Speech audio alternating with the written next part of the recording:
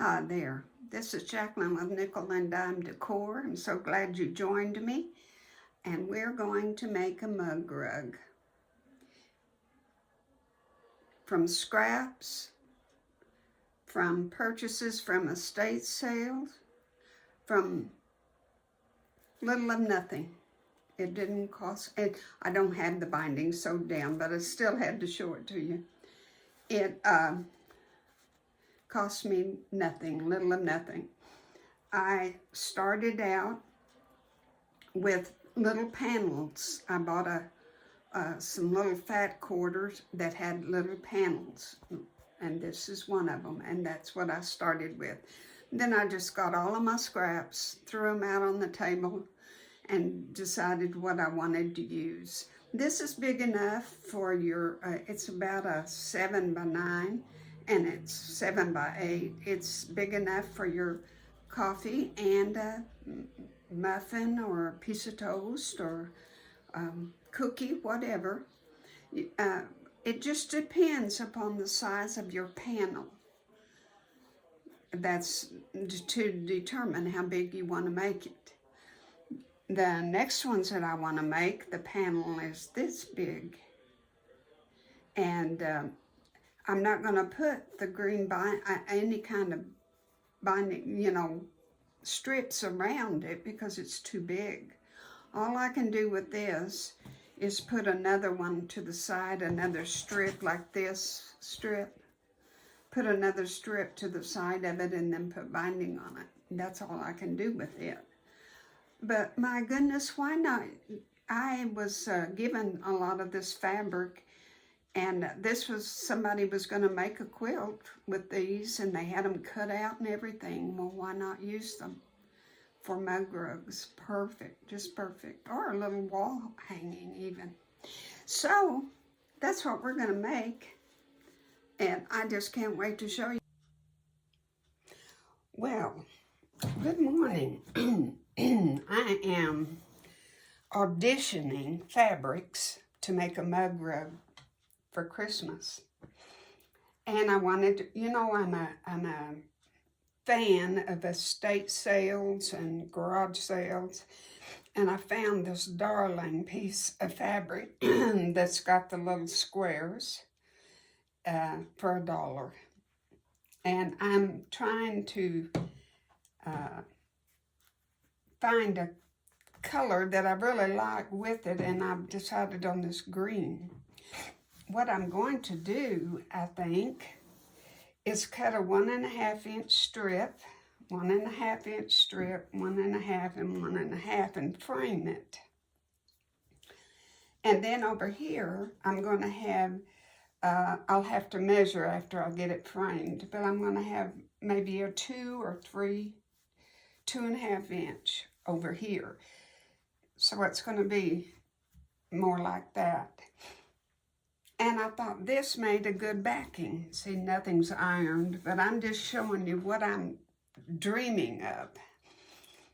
When they put out fabric that has panels, we call them panels in it. This was in my stash. Somebody had started a quilt, I guess. And I'm going to make a mug rug out of it. Same principle. I'm going to do the 1.5, 1.5, 1.5, and then put another one. A mug rug should never be over 8 by 10, but that's a good size for your cup and maybe your cookie or your muffin or whatever. So I'll just have to see how the proportions go. I got this piece at an estate sale, and look at all the possibilities. Goodness sake, it's got panel after panel after panel. Just think of what I could do with those for mug rugs. A mug rug is a modern name for a coaster. It's nothing really new, but anyway, people think it is, so that's it. So I just wanted to show you what I'm just kind of dreaming about. I I never do have really patterns to go with what I make. I just visualize and go for it. So I'm going to cut these out and kind of put it together, and we'll see what I come up with. I'll be right back with you. Okay, this is what I've done so far, and this is the foundation for my mug rug. If you'll notice on the panels, you don't waste it, but yet it limits. See, I cut it out so that I could have some of the stars, this border, because see, after I sewed it, some of that star border is all the way around it. So I cut it out at the top of that, so I could have 1/4 inch seam right there. So I cut out all the way around. So by doing that, now on this one, if I ever want to use it, see, I've got to cut right here on the inside, because I already cut that. So you do, it limits you, and I'm going to use this one, but I'm going to use this one over here and cut it out the way I did this one. Now, if you didn't want the stars showing around the edge, you would trim it closer so that just your green shows. So you've got to take your panel and decide what you're going to do. There's no exact measurements on this mug rug because we're doing it by panels. So after I put my 1.5 inch strips, I put them on the sides first. And then I did my longer pieces. And those stars are pretty well balanced. It's a little shorter on this end, but it's pretty darn good. And that's what you need to remember, is just cut out, allowing for a 1/4 inch seam. And if you want a certain part of the border, then you're going to have to cut into the other little seam, and like this one, and then make it shorter, and then you can always add another border, whatever you want to add. So just remember that this is your creation, and you can do it however you want. Now, since we've got our bases, our beginning, and you know, you could just bind this, put your batting, and I always on a mug rug like to put Insul bride and batting. It just, then you don't have to worry about a pretty coffee table. And you could leave it just like this. That would make a cute, darling mug rug. But I want another little piece of green. This isn't wide enough, but I'm going to show you. I want to extend this one over. Maybe this is going to end up being 7 inches by the time our seams. And so I want about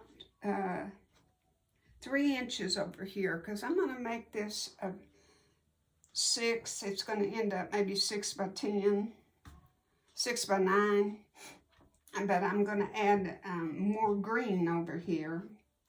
So I've got to decide how much more I want, and I want just a little bit more than that. So I think I'm going to put about a 2.5 inch strip on this side. And because you want room for a cookie or a muffin or whatever, and makes it nice to have room for something else. Put your coffee cup right there. So I'll decide that. I've got to think about it a minute and decide what I want to do. I could put a different piece of fabric besides the green. That's a distinct possibility. What I had, excuse me for being in the way, what I had for my backing I could go ahead and put over here and put it,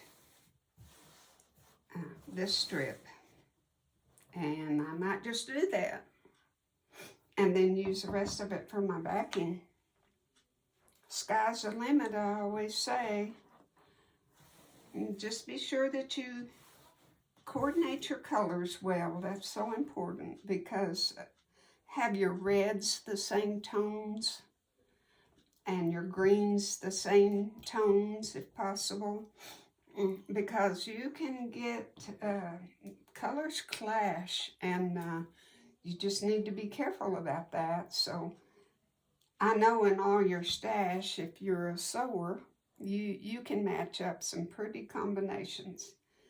So far, that's how we're trucking on. I'll be back in a minute. Okay, so far, this is where we're at. I chose a 2-inch piece for this side. I thought that worked well. And now I've marked a cross hatch, I guess is what you call it. I marked them straight down corner to corner, and then 1 inch across. And then turned it, marked it corner to corner, and then 1 inch. And I'm going to do this in red. I'm going to do this in red and this in green. Now this straight line, I'm not going to just stitch a straight line. I'm going to try to do just a little weavy line, you know, just something different. And same thing for this, just use my middle line as a gauge and just go, you know, like that. Won't matter if it's perfect or not. Do the same here, here, and here. And I took the measurements of and kind of divided it in half where to put my line. Now, and this is my backing piece. And I'm going to put it together and make a sandwich, we call it. And I'm going to pin it, which I don't have any pins, but I'll get them. I'm going to pin it, then I'm going to go to the machine, and I'm going to quilt it, doing the crosshatch, the wavy lines, and when I come back, I'll show you what I've got done. Well, this is what we've got so far. Isn't it cute? I think the wavy worked out real good. It didn't get very wavy on the very first one I did, but that's okay. I got better as I went on the other sides. And the crosshatch works real good. I haven't ironed the black marks off yet, but I think it just turned out about as cute as it could be. And now to decide on the border. What would you do? Green, red. The green, if they should ever want to use it, you know, on this side, the green would be real cute. I wouldn't use this background, this one, for it. Even though it'd be cute on this one, it would be kind of plain Jane on this. So I wouldn't do that. And the green will be plain Jane too across here for the front. So either way, I mean, you could use an entirely off the wall, different fabric, but I'm going to kind of stay true, I think. So I think I'm going to use the green, only because it will look cuter on this side. And when you make something, you might as well make it where they can use both sides. It makes sense. Now, I have to measure all the way around how many inches I need. And you know, because of doing that gloved hot pad, 2.5 inch borders, it's too hard to do. So I'm going to do a 3 inch border. I know that sounds terrible, but by the time you fold it, we've got 1.5 inches to fold over here, and I really think we're going to need that 1.5 inches. So I'm going to make my strips and make my border, and when I get ready to make my border, I'll come back and show you after I get it cut, because every time we do a border, it's just a good renewal of our minds and to remember how to do it. So it doesn't hurt to look at how to do a binding over and over. So I'll cut out my strips, and then we'll sew them together, and then we'll iron them and have 1.5 inch strips, and now this is a lot harder to do when you combine these two, you know, for your border, join them. It's a lot harder to do than that big baby quilt that we did where we had 11 inches to move around. This, we're going to have to stop just past the corners, and it makes it really hard to do, but we'll do the best we can.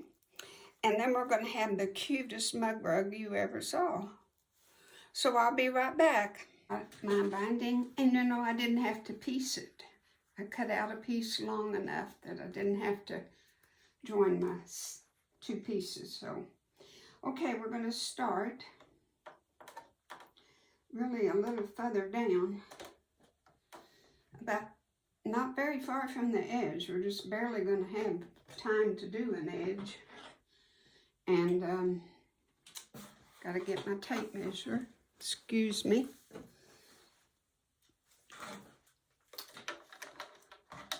Remember, when we start, we've got raw edges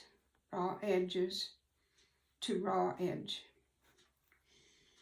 Your pressed edge is over here. Okay. We're going to start and back up and reinforce our seam right there. And then we're going to measure 1/4 inch, 1/4 inch, and we're going to make a dot. And I really got too close because this is hard to do. Okay, we make a dot. And we make sure that we have a 1/4 inch going up this way too when we do. Okay, we're going to sew right to the dot. Of course, we're going to put our pressure foot down. We're going to sew to the dot. And my needle is down, so I can stop right on that little white mark. We're going to pivot where our corner is looking right straight dab at us. Right down to me. And we're going to sew right to that edge. Pull this out. Take your binding and take it to the north. That's north. We're going to make a crease so that this fold up here is exactly lined with this. Crease it, hold it down with your finger, pull it over, even with the top, let loose, even with this edge, and even over here. Even here, even here, and even here. Put it back under your machine, and I'm doing a 3/8 inch seam.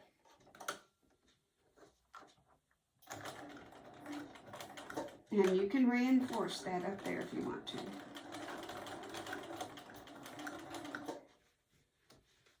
And then here we go. All the way down to when we get to the next one.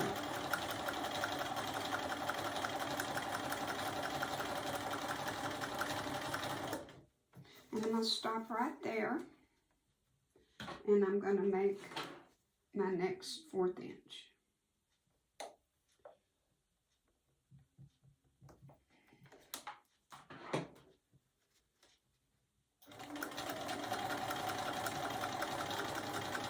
stop right on the dot. Lift your pressure foot up. Pivot your corner till you look at you. And sew to that corner. Lift your pressure foot up. Take the binding. Pull it north. Press it. Seam press it. Or finger press it. Where it's exactly even with this side of your mug rug. Hold it, pull it down, even the seam at the top, even the seam on the side, and even the seam on this side. Put it back, butt it up against your needle, put it to your 3/8 inch seam.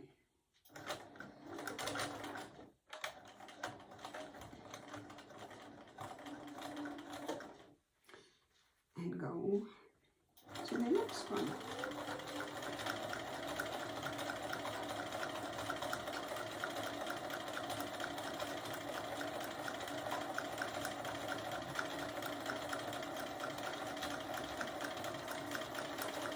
Stop, measure,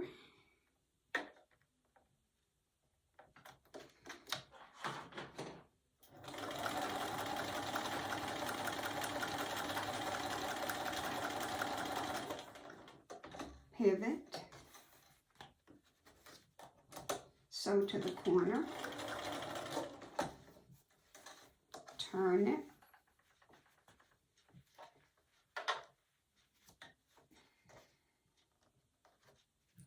crease it where it is. First, make sure it's even with this, then crease it.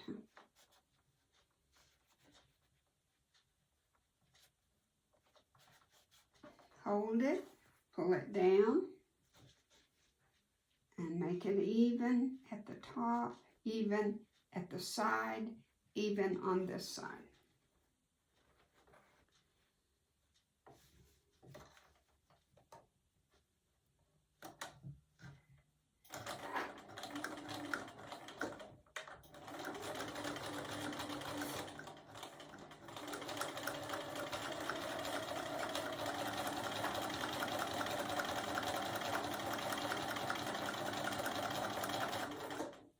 Stop and mark our corner.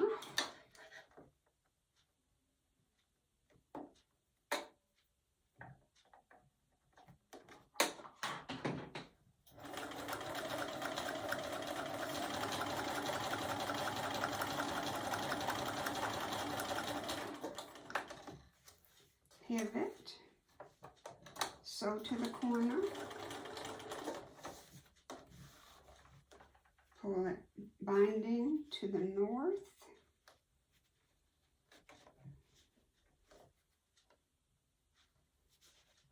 crease it,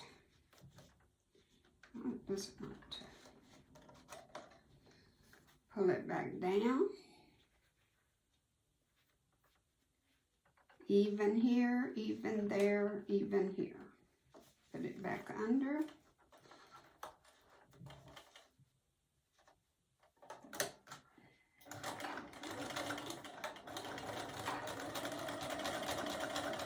And I'm going to stop just a little ways past.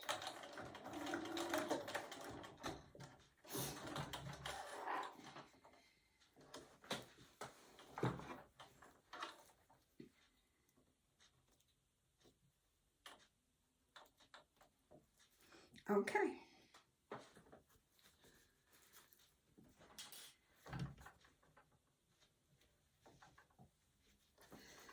So, what you can see is your beautiful, beautiful mitered corner. Just as pretty as it can be. And see, it didn't probably quite need to be 3 inches, but yes, it does. I think it really does to make a pretty pretty binding. I think it took all of that 3 inches. That's just amazing. Okay, I'm going to show you how to add these two together. But first, due to technology, I'm low on battery. So I'm going to charge up my little iPad here. And when I get it all charged up, we'll come back and we'll do this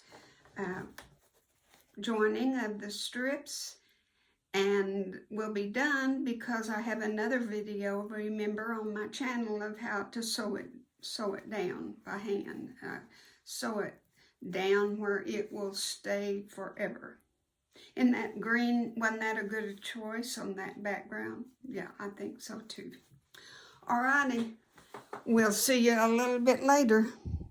Okay, let's get this finished. I'm going to cut this off, this bottom piece, about, right there. Let's just say right here. Now, this piece, your left piece, get your tape measure. Your binding is 3 inches wide, remember? So we want to put this little 3-inch piece right here where the edge is underneath, right there. And put this right there where that edge is to right there.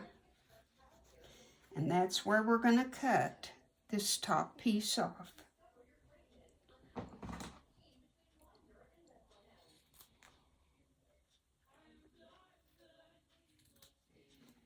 Okay, now, just like you do any other binding when you are joining strips, and this is what is so hard, is see you don't have 3 inches to spread this out. And so you just really got to manipulate it, and it's hard and it's aggravating. But we will see what we can do. Then you take this piece, turn it. I'm going to have to fold this up. Turn this piece so we have right sides together. And a little bit showing up there at the top. And I'm going to pin it up at the top so I can maneuver this around, okay? All right. When you're working with something small like this, this is just so aggravating. And you know, I think I'm just gonna well, no, maybe I can do it. I was gonna say, I might even have to take this loose a little further, but let's see. I'm going to pin this end down. And then I'm going to draw a line. I'll see if I can just do it with my... I'm going to draw a line from the top,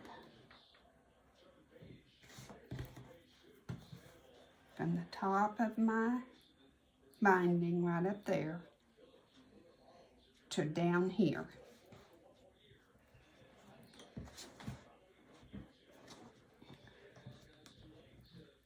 And then go from there to there.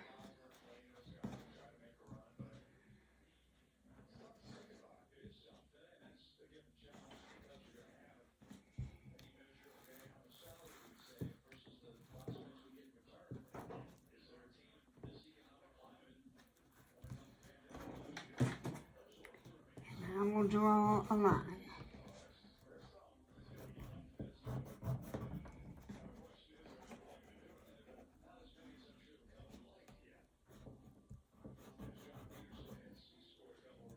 You are really, really, really in a bind when you do this, but it's the way life goes, isn't it? Okay, somehow, some way, we have a line, and we're going to sew and hope for the best.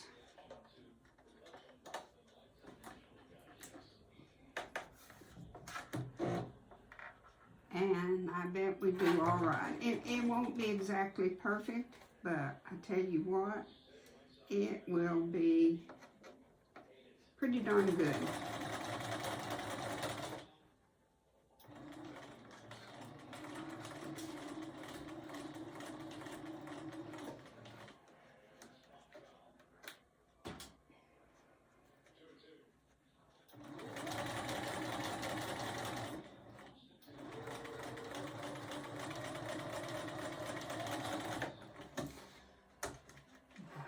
We'll make it work, whatever.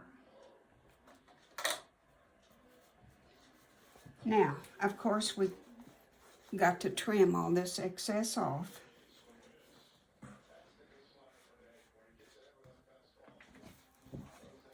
And I just had the scissors. What did I do with them right there?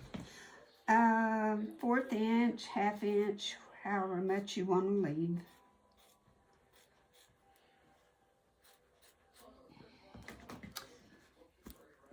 Voila! I love doing that.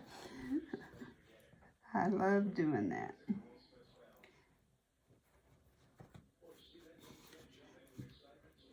Then we'll put it under the machine. Look how tight, how good that is. I hope you never, ever, ever put a binding on any other way. It's the only way to go. Okay, let me sew this down real fast.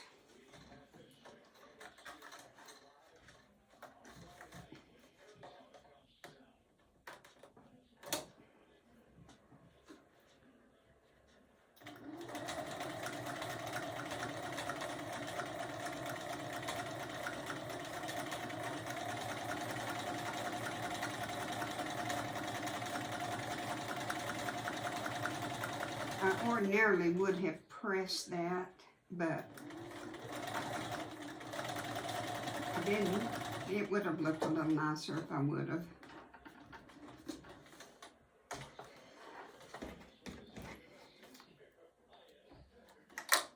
Okay. If I can kind of finger press this down.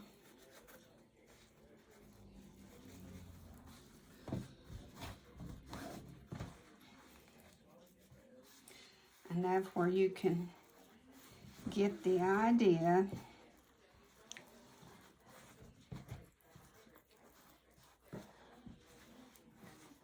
Because we don't have time, of course, to sew this down. But there is your mug rug. Cute, cute, cute as a bug. Cute as a bug. I love it. And it's, like I say, it's nice and insulated. It's got that Insulbrite in it and won't hurt a thing. Whether you want it as a mug rug or as a hot pad, it's whatever you want to do with it. Thank you so much for watching this with me. And it took maybe, all in all, if we'd done it without stopping the camera, maybe 30 minutes to put this together. And it was just from throwing out some fabric that I bought at an estate sale and coming up with a cutie. Thanks again. Bye. God bless.